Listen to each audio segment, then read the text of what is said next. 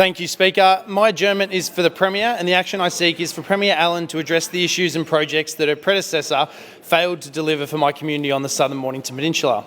Although I've only got 3 minutes to deliver my adjournment, I wish I had longer to properly outline how successive Labor governments have ignored, disregarded and let down my community. First, I'll start with issues close to the Premier's prior experience in infrastructure, albeit not public transport, but plenty of blowouts in this case. And Speaker, it's hard to speak about public transport blowouts in my electorate because we have little to no public transport at all. However, my community is still suffering under horrendous infrastructure shortfalls from the Rosebud Hospital to Jetty Road.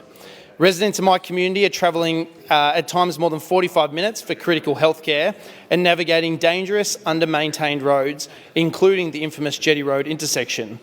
The government has failed to invest in the substantive redevelopment of Rosebud Hospital to provide for our local healthcare needs and has refused to invest in that Jetty Road overpass. Additionally, Speaker, the government continues to classify the Mornington Peninsula as metropolitan Melbourne for the purposes of its political agenda.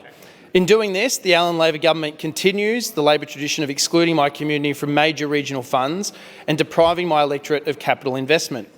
The Peninsula is also being locked out of the future Regional Tourism and Events Fund and the Regional Community Sport Development Fund, and I call for these to be included in future funding for the Mornington Peninsula.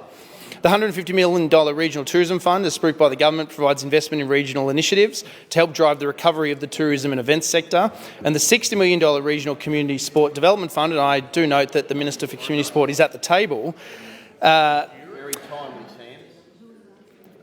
focuses on vital funding for community infrastructure, including investment in local sporting facilities. My community has also been blocked from the government's $150 million Regional Worker Accommodation Fund, despite the Peninsula being a major contributor to the Victorian tourism economy and included in the state government's own regional tourism statistics. Access to these funds will be a game changer for local businesses and workers in Nepean, providing the opportunity to rebuild and strengthen sectors still recovering after COVID.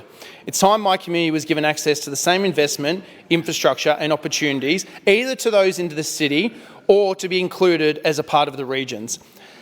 So the action I seek is for Premier Allen to address these issues and deliver on the projects that her predecessor government persistently failed to deliver.